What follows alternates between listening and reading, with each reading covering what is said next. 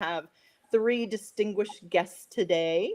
We have Christin Bentley, who was missing last week. We're very glad to have you back. We have Monica Cline from It Takes a Family, and we have Lee Spiller from every time I go to say it, it's like I get tongue-tied. Tell me again. Lee Spiller from Citizens Commission on Human Rights, Texas. I'm going to have to write it and put it on my computer because I know it until I open my mouth, and then I think I'm going to say something wrong. So thank you for having my back. So I'm excited. There's a lot going on in Texas as it relates to public education. There's a lot going on as it relates to legislation. But let's talk about just what are you hearing in public education in Texas this last week? Who wants to start? I know it was not a boring week. No, it wasn't. Well, what I'm hearing a lot of, which we talk about this a lot Monica, after we are Z not 911. Oh, am I muted? Can you hear me? Christin, can you hear her? I can hear her. Okay. Okay. Obviously, we're hearing a lot and seeing a lot about mental health in bills and in the schools and so many programs. And it's hard because in the work that we all do, especially Lee, but all of us and many parents across the nation, there's this dissonance between what kids really need and what the school is attempting to provide when it comes to mental health. And then there's this, on the other hand, sometimes I think, well, our schools are for academics. They're not places of counseling.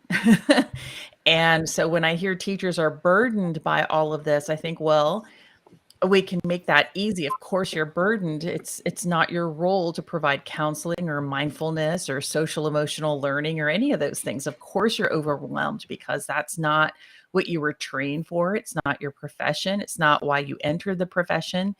At the same time, I also don't believe it even belongs in the school at all. If it meant hiring counselors, I think it's really undermining the authority of parents when our government is inserting various types of counselors into our schools to assess and counsel our children informally or even formally.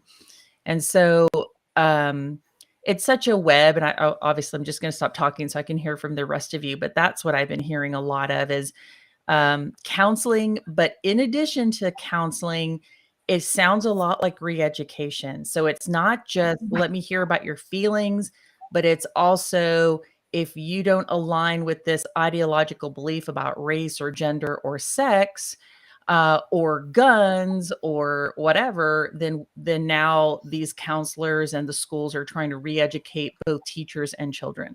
So it sounds more like a re-education camp than it actually sounds like truly caring for the feelings of our kids.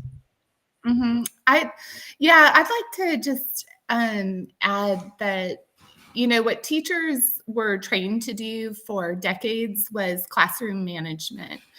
And so classroom management is just it's a really important part of teaching, and but what it doesn't include is therapy, and it never included that. And I know that we've talked about this a lot, and not everybody knows who's probably watching that I have a credential.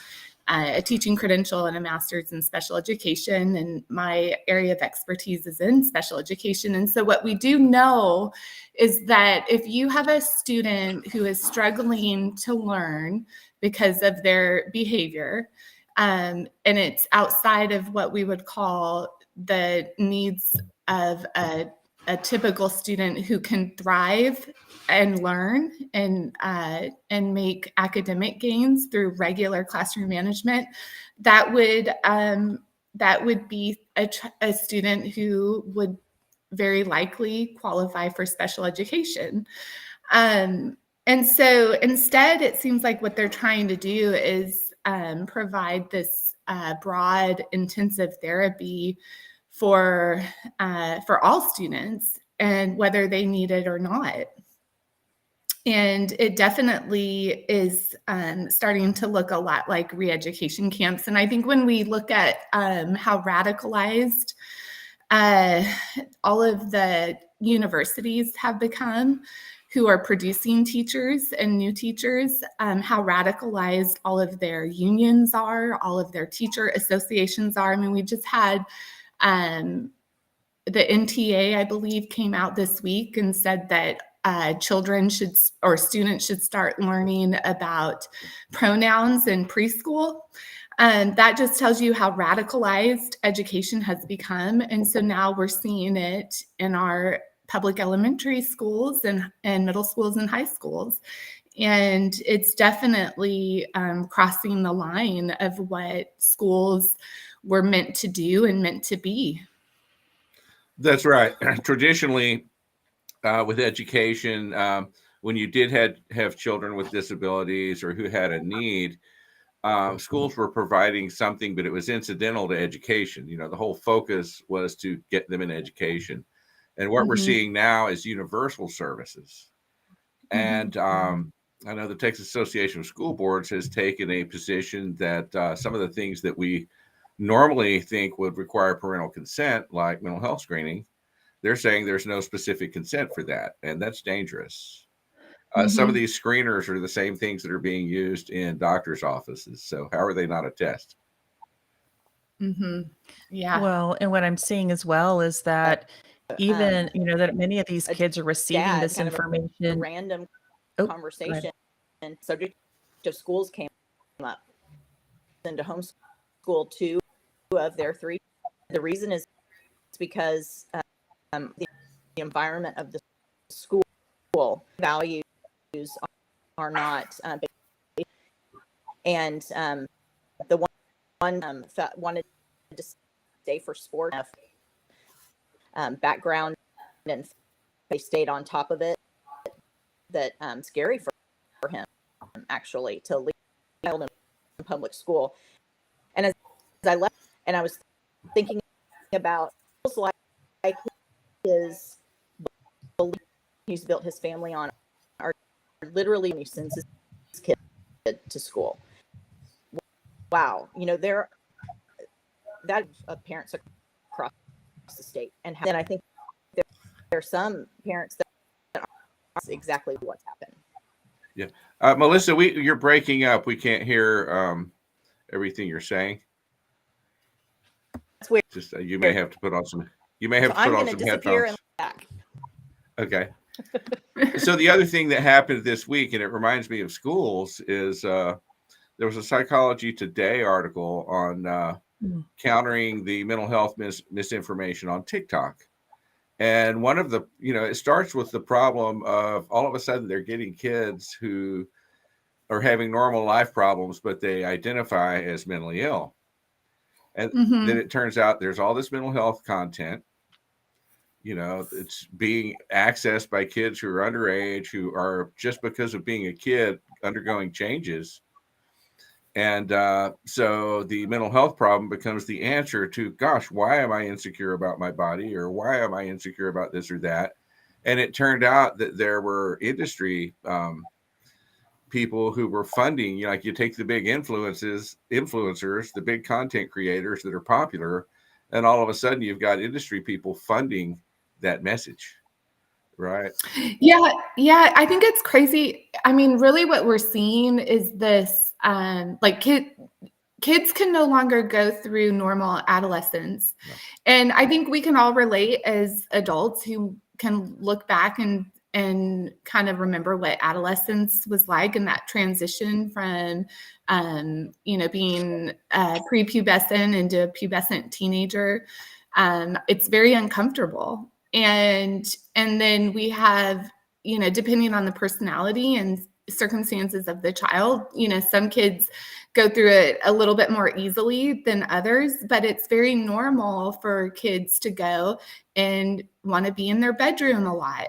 And it's very normal for them to just start crying all of a sudden over something that seems very small to us as parents, but they have big emotions during that time. These are all things that are just completely typical and typical child development through puberty. And now we're treating them as though they're mentally ill for going through the normal or having normal symptoms of what puberty is. And really, as parents, I think it's important for us to understand what it looks like for a child to go through puberty, because otherwise, Lee, I think you would agree, it meets a lot of it just would meet the criteria of in an adult mental illness, perhaps. Yeah, and we're teaching kids to identify that way. The health textbooks for high school and middle school are full of really scary messaging around what to me looks like pretty normal emotions, but you should seek professional help. And untreated mental illness, if you don't get treated, you could end up homeless or criminal justice involved or whatever. That's really a dirty trick. And to me, it smacks of marketing. Absolutely. I know that in Goodhart Wilcox, they had a paragraph about anxiety disorder, and then they had the photo or the kind of cartoon image that they had next to the description of anxiety disorder, or it might have been like social anxiety disorder, were all these kids sitting on a bench, like they were athletes. One was dressed up in a football jersey, another, so it was various athletes sitting on a bench. And the description was that, when you feel nervous or you're afraid of how you'll perform or what other people will think of you, that would be an anxiety disorder. Well, that's just normal feelings, and we all felt that way when we're playing sports, or if you're in theater, or anytime you're performing. And and like Christin said, just as a teen walking down the hall, you're self-conscious. That's just a normal thing. Look how many said, we're transitioning. So what we're seeing is these health textbooks and this whole approach through our government education, for whatever reason, is trying to diagnose an issue with normal behavior, normal development. And what it's doing is also creating a mental health issue with our kids. And so where it was a normal thing, now they're being told it's not normal. So now all of a sudden they do believe they have a mental health issue. And so now all of a sudden the school's mental health services are the fix. So it's almost like they're creating the problem and then saying, look, now we have a fix. It's very frustrating to see this. And I don't know if y'all remember on the Mind Polluters, Carol Ayala, who she was a elementary school teacher for many, many years, got awards, families loved her. She was an exceptional teacher. And she mentioned that when you introduce things like what Christin said about pronouns and telling kids that they may not be the gender that they actually are, or they start introducing things about sex to children, she said that their reaction to anything that they don't understand or that creates this cognitive dissonance in them, that they would just cry. That they would just start crying. Yeah. So now all of a sudden, because the schools are introducing all these things to the kids and the kids start crying, they're like, see, our children have mental health issues and now we have to provide them with a fix. But they're creating the problem. They're abusing our children with our tax money and with the approval of our government. Yep. Yeah, there's that vicious cycle that I think we see a lot of, where they create a problem and then they have the solution to the problem. And then it's this cycle of, well, who benefits from creating the problems and the solutions? Well, there's money involved in that, a lot of money involved in that. But, with regard to Carol, I remember that part of the film very well. And what we know about children and their development is it's very typical for children to be very, when they're in that stage of development in the toddler, preschool, and going into preschool years, especially, they're very into, like, their identity is very much about I'm a boy, I'm a girl. Mhm. And then to tell them that they can choose if they're a boy or a girl, or they may not be a boy, they Right. could be a girl. It becomes it's messing with their reality and their actual typical development. So you're taking what is gender dysphoria, which there are children who have or display, signs of gender dysphoria. And instead of meeting the needs of the child with gender dysphoria, you're confusing all the kids who don't have gender dysphoria and upsetting their reality and upsetting them mentally and developmentally. And so it definitely creates a problem for other kids. And then we see later in development, we see, that same type of confusion, I think, there's a peer pressure that then develops more in that, in that pubescent period. And that's why we see, like, in one classroom, 7, fifth graders who all of a sudden identify as gender all at once. And we see stories like that. But yeah, it's just, That almost sounds like the phenomenon of cutting, where one kid starts cutting and then other kids see it. So, like my organization doesn't get into the gender issues because, frankly, we're just as likely to help, a gay person or whoever who's being abused in a mental health setting as anybody else, right? But what you're bringing up just is really a good point. I mean, the way we're doing our education, it's almost like you could point this type of education at anything. And right now they're pointing it at gender, but it could just as easily be pointed at your political views, your religious views. These are young children. These are their minds. And parents really need to keep an eye on who's trying to manipulate them. And if we switch over a little bit to parental rights, and a lot of, everything we're talking about here goes into the whole parental rights realm.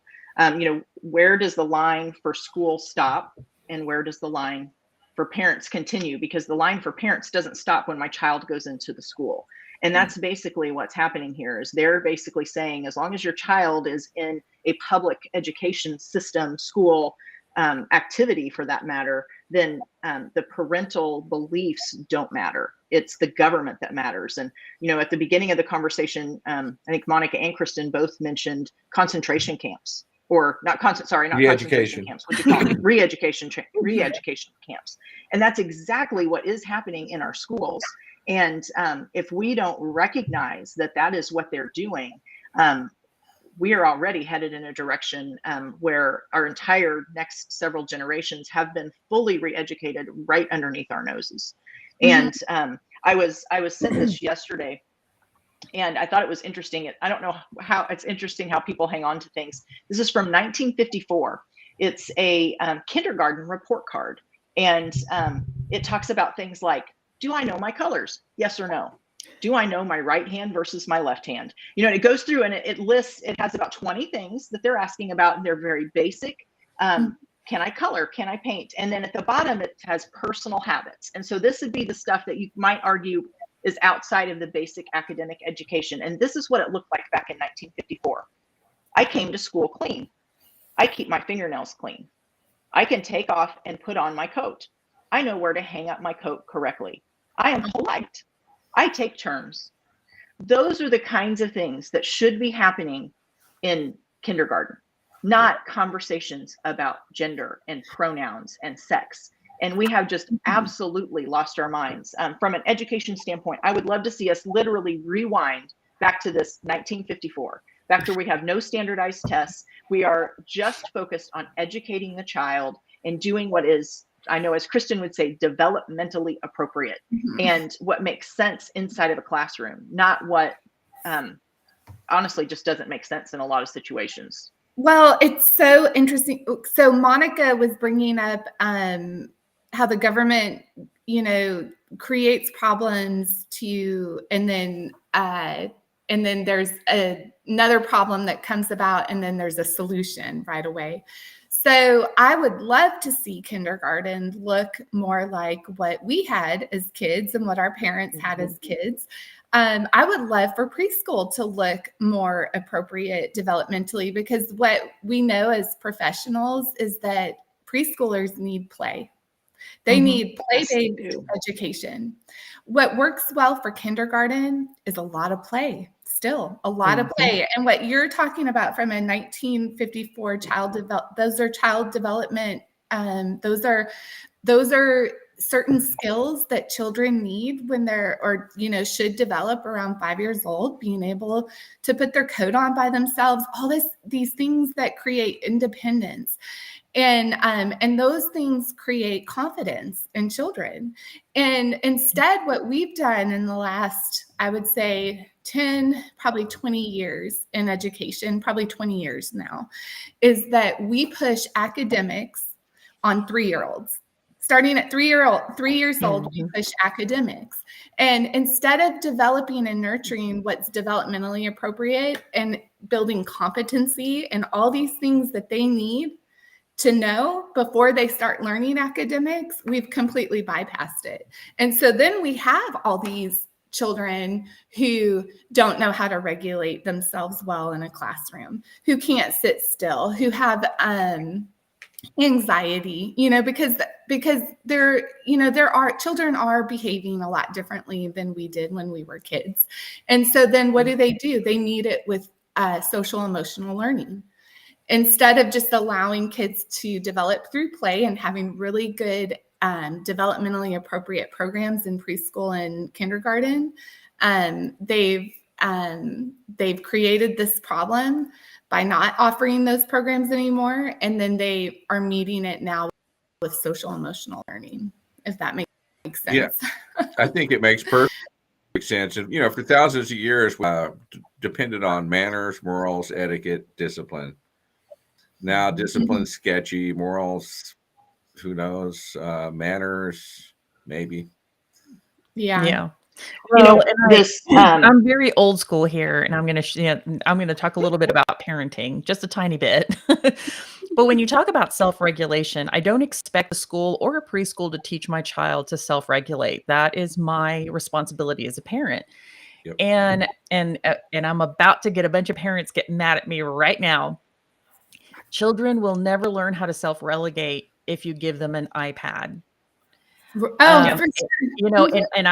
My mom always says that she feels like, that she raised my brother and I like in military school, but we were raised that if we were at a table with adults, like let's say at a restaurant, it was adult time. It wasn't time for kids to run around. It wasn't time for kids to interrupt unless we had to go to the bathroom. We learned to self-relegate because we had expectations. We understood there was a hierarchy, and that adults had adults conversations and kids had kid conversations, and they didn't interrupt. And we self-regulated. I grew up that every Saturday, my mom took my grandma out all day long to the mall, to a window shop. And then we'd sit down at a cafe and have pie and coffee while they chatted. And I just sat there and waited, and I was bored, but I did not misbehave. I did not run around. I didn't have an iPad. Obviously not back then. My point is that as human children, we really can self-regulate if our parents help us to do that. And so if your kids are not self-regulating on their own and you're not helping them self-regulate, then of course it's going to get crazy when they're at school. Yep. And so I'm not trying to be hard on parents, but at the same time, there are things that we need to be doing at home that help children to self-regulate without technology. That's but right. Also, I would just, that's so spot on and true. But also what you probably had too, Monica, when you were little, were you allowed to play outside a lot?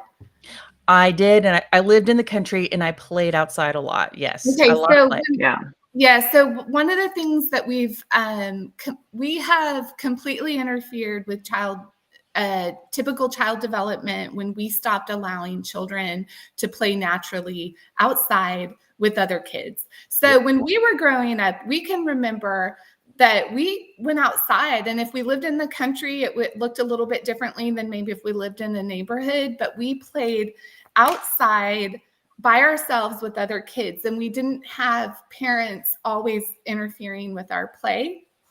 And I kind of hate to use the word interfering, but I mean like when you have play dates inside a home, because that's what's been really big with my kids' generation is these very organized kind of play where there's all these moms who are, no, Johnny, don't take that toy away. Go apologize. Go do this. Go do that. Well, that's very different than what we all grew up with. We grew up being able to play outside, starting even at like 2-3 years old. And what that does in children is they get messages from their peers that they shouldn't act a certain way. They get corrected by other adults in the neighborhood. And so they have to learn to take direction from other adults. So they're learning in their natural environment. They might make mistakes, but they're able to learn and correct, and it builds competency in them. It builds all these things. They build so many things through just unorganized natural play in a natural environment with other kids. And so then you got that as a child. So then, and you didn't have the devices to babysit you.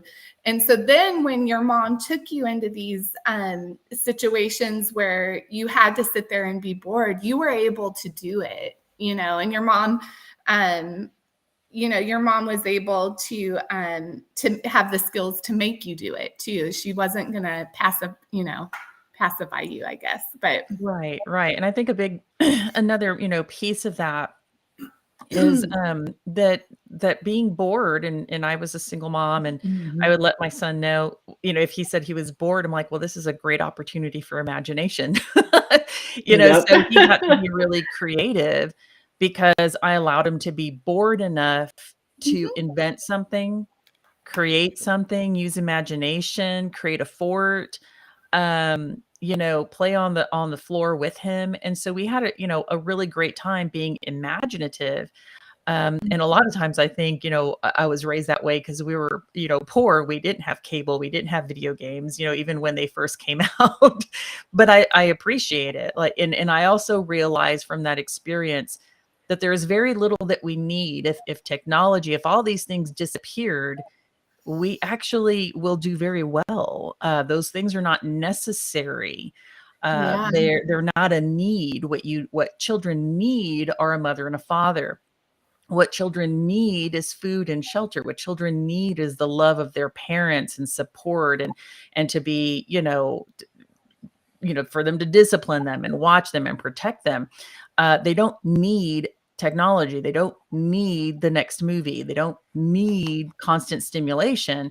If anything, that will cause a lot of issues when they're constantly viewing something nonstop and they're not actually learning. They're not being creative. They're not using certain parts of their brain because they're constantly being stimulated.